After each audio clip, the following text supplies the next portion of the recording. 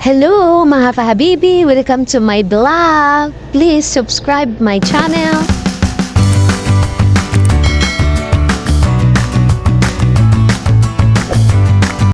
Shala! Nakalabas ang mga enday. How many weeks kasi na hindi kami nakapag-grocery. Ngayon, pupunta kami ng Lulu.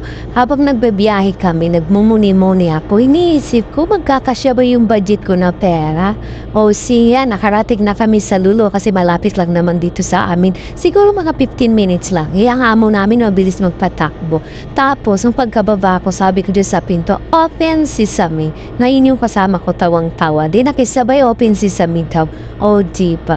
Sa iniisip ko, magbibit-bit na ba kami ng postcard o doon na ako, diba? Nag-video-video na lang. Sabi ko na lang, doon na lang sa mismong store habang nag-iikot-ikot, diba? Pagkapasok na namin sa store, dumiretso ako doon sa mga laptop kasi bala kong bilhan naman ako ng laptop pero hindi pa naman sa ngayon kasi wala pang budget, nagtitingin-tingin lang ako. Sa Pilipinas ko naman siya mabibilhan kasi dito ang hirap ipadala. Pag once kasi na magpapakargo ka ng mga gadget, lalong-lalo na dito, ang mahal ang babayaran mo, dubli pa doon sa binili mong laptop, o diba?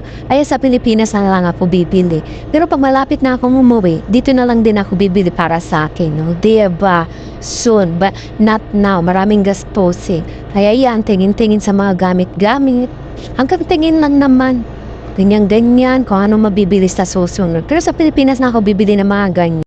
Ikot-ikot lang kami dyan kasi may hinahanap ako. Yan ang hinahanap ko, scented candle. Kasi yung kwarto namin, lalo na pag binubuksan, yung singaw ng aircon dito, parang may amoy siya. Itag-init kasi dito, sobra. Kakaikot ko nga, may hinahanap kasi ako, nagulat ako dito sa bruhang manikin na to. Kala ko bata. So ayan, ikot-ikot, natatawanan ako dito sa sarili ko. Yung tingin-tingin kami kung ano dapat namin bilhin. Kaya ang mahal talaga na, hindi kagaya dati. Nung bago pa lang akong dito noon, 2016, kasi that time, wala pa silang bat.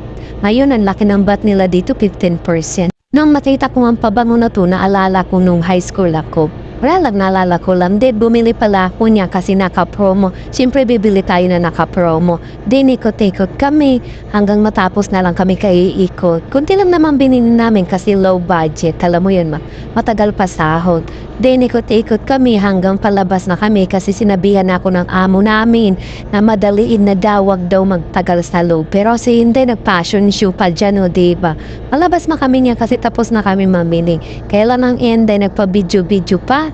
Diba? Pero nasita kami dyan ng guard kasi nga bawal pala yung basket ilabas, kailangan daw naka-push cart. Di push cart. Habang nasa biyahe nga kami, sabi ko kay amo, daan kami ng Burger King. So ayan, hindi siya nagbayad. O diba, bongga.